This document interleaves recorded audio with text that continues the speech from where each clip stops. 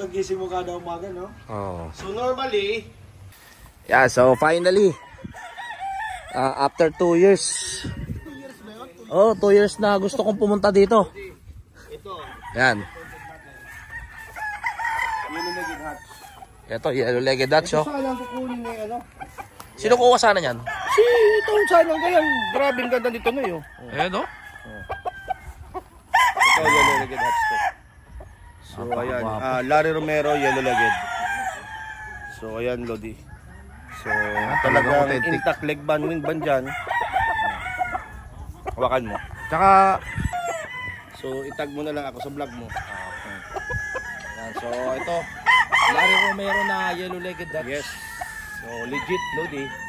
Ayan, guwapo. Stag lang. Stag pa lang to. So 7 months, sorry. Ano na to? 9 months old na. 9 months old. Ayan, Pwede na gamitin. Naka-leg band pa. Green jeans. Green Jeans Farm. Ayan, oh. Sobrang guwapo. So ito medyo matapang. Ito ang ano ko, ang dum ko. Kapaganda. Ito ang napakaganda ng dum ko. Na rare chapel yan, idol. Medyo ano yan, brother, medyo matapang pero napakaganda. Chapel drum. So no paraganda. Napakaganda. Ito one of the Jerry Jenkins sweater. May nakita ako doon ka, anong lion? Sweater ka dyan? Yung may nagban, no? Yes. Jerry Jenkins din. Yes. Dami kong Jerry Jenkins dito. So ayan. Uwi na natin to. Yes, pwede. Uwi na natin to, brother. Pwede. Ay, Pwede. testigo. Uwi na natin to. Talagang complete. Leg band ng intact, wing band intact, complete yan. Ayan, no? So, talagang madami-dami tayong imported dito. Nakatutok talaga. So, ayan. Kaya, more to go, brother, ang ano natin yung farm. More to grow. Growing ang farm. Tsaka ano, dito sa Black Lava, lahat ng mga manok dito, mga imported So lines talagang ano na ako, lahat talaga imported. So talagang doon ako gumastos.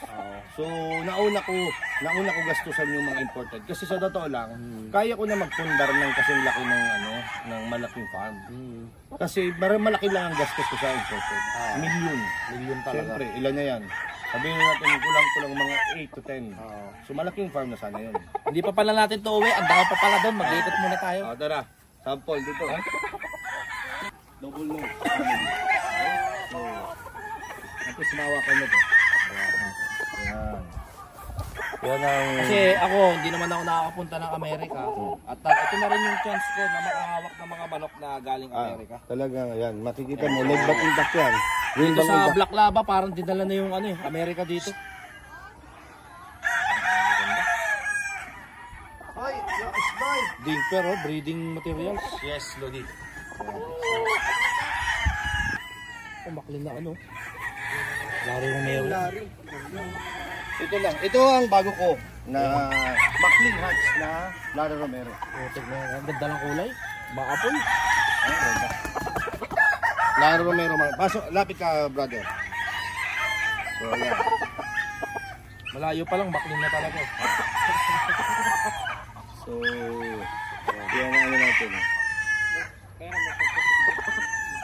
Yan ang nagdasan pa Natin, gano'n ang talagang bulto. Talagang worth it talaga pagka nag-import. Worth na, yes. Depende, okay? Honestly, depende rin. Kasi yung natitiwalaan mo na paparating ng manok. May dumarating din sa akin imported na medyo mahina yung katawan, etc. Kasi syempre, biyahe yan. Kaya minsan sa shipping normal, totoo pala yung minsan pumapayat yung manok. Normal yan, to be honest. Kasi may yung imported ko nga, magkano bili ko 300,000 pero minsan nagkakaroon ng pumapayat. Pero na-develop na lang siya dito sa Bicol. Dito sa Pilipinas, brother. So, na-adapt niya na yung panahon sa atin. Ayan, yung unang dumating yan, medyo payat, tsaka pero ngayon ganda na. So, lucky lang tayo na gumanda.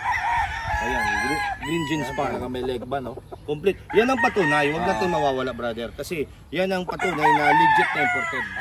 Okay? Dito yung mga imbe-invento lang. Yes, tama ka. never natin kalimutan yung ano na yan. So dito medyo matapang pero ano, yan ang golden boy ko. Ito saka yan. Ito yung mga tatay ng mga lingalaban natin sa Manila. Ito. Okay?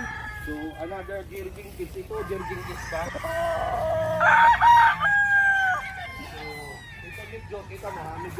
Ito yung special na Jerry Jenkins kasi ano to, inbreed.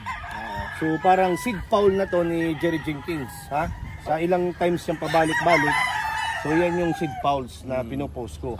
So ngayon yung katawan niya hindi pa masyadong develop. Nag-adapt pa siya dito sa ano, sa weather sa Pilipinas.